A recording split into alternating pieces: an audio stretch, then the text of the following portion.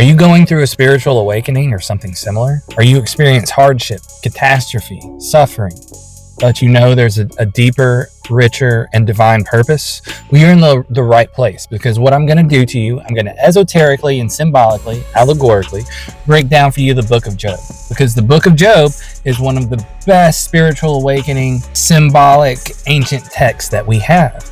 And when we understand the symbolism, when we understand the allegory, Job is rich in spiritual understandings. So by the end of this short video, you're going to understand the symbolic meaning of Job, and it's going to give you direction in your life regarding your own spiritual awakening, your own Kundalini awakening. So let's get started. Suffering and faith. Job, in and of himself, represents the awakened individual on the path of initiation or individuation within a spiritual awakening concept. His suffering and what happens to Job is a symbolism of what one must go through during an enlightenment period and a spiritual awakening to reach the ultimate understanding and experience of the spiritual awakening. The suffering allows for the transformation. It brings all the impurities out of the soul, the awareness, and the ego in order to transmute the individual alchemically. It tests the purity of one's faith.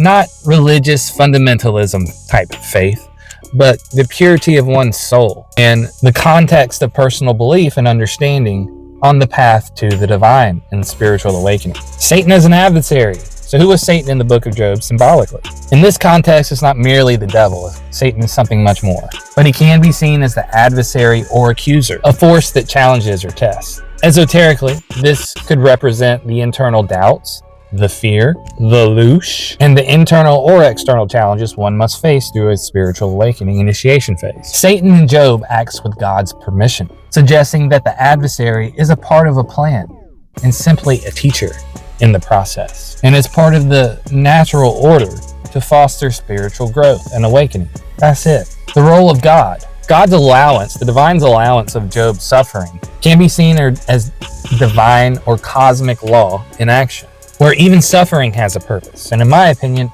all suffering has a purpose. This might symbolize the concept that what might appear as suffering, misfortune, whatever it may be, in actuality, is a necessary part of spiritual evolution and karmic balancing. Wealth and loss. That's a big one. This is something I've experienced deeply. Job's initial wealth and the loss of that wealth symbolizes material attachments and their impermanence. We're part of an illusion. His restoration to even greater wealth after a spiritual awakening initiation represents spiritual wealth and enlightenment gained from detachment to material possessions in the material world. This one's important. Friends and family as misguides. Eliphaz, Bildad, and Zophar. They represent conventional wisdom, or the conventional societal understandings of mortality, sin, and retribution. Their inability to comfort Job and their wrongful accusations symbolize how traditional or dogmatic thinking often fails to understand true spiritual suffering, or the nature of divine justice, or what a spiritual awakening actually is. They're ignorant to this. Restoration and transformation. Now we get to the good stuff. Job's life being restored twofold can be a spiritual sense. It suggests that enduring through trials with integrity leads to a higher state of consciousness. The whirlwind in God's speech. When God speaks from the whirlwind, is often interpretation as revelation of divine mystery, or the vastness of creation that transcends human understanding. This can symbolize the moment of epiphany, or direct divine experience, where human logic and understanding are far surpassed by divine wisdom. Job's silence and simple acceptance. Job's final acceptance and silence after God's reflection of the esoteric principle of surrendering the ego, acknowledging that human understanding is limited and that some truths can only be experienced, not explained. And finally, the skin for skin proverb here. This phrase used by Satan in the story suggests a deeper understanding of human nature, hinting at the idea that people will sacrifice much in order to save their physical lives, symbolizing the layers of sacrifice or the peeling away of one's external layers, like an onion, to reach true self-awareness. And like an onion, as we peel away those outer layers and get to the core, the smell and the aroma becomes more pungent. and intense. In esoteric traditions, Job's story can also be an allegory for the soul's travels and traversing through life, akin to the alchemical process where materials are transformed from various processes into gold, from lead to gold. Alchemy is a symbolic, esoteric principle. It's not about actually transmuting lead to gold. It's about turning you from lead to gold, just like Job. It symbolizes spiritual purification and enlightenment, just like Job. Each character, event, and action Job takes in his own life can symbolize alchemical transmutation and spiritual purification and enlightenment. This is where the lead of human suffering and misunderstanding is transformed into the gold of spiritual wisdom, divine connection, and in true enlightenment. Remember, folks, the ancients, the esoterics that truly understood the nature of divine, they didn't speak or write in literalism, because this creates fundamentalism. And fundamentalism creates judgment, division amongst humans, and suffering.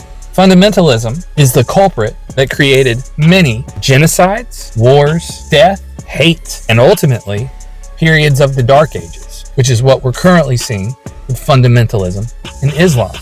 And make no mistake, I'm cool with Islam, especially the Sufis.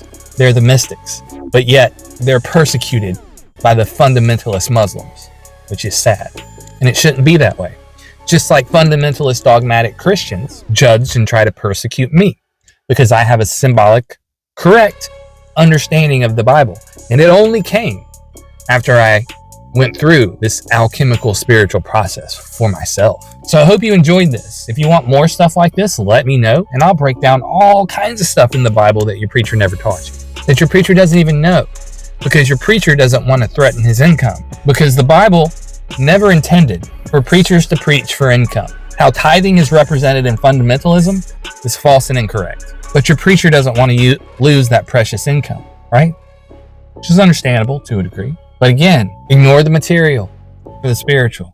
That's how it should be. Give me a like, comment, subscribe, hit the bell, because there will be much more like this, because I enjoy this, and this is why I'm on this earth. My name is Kyle. I went through a decades-long spiritual awakening and dark night of the soul, and I discovered that my purpose here is to prepare you, your soul, for the harvest. Welcome, and see you soon.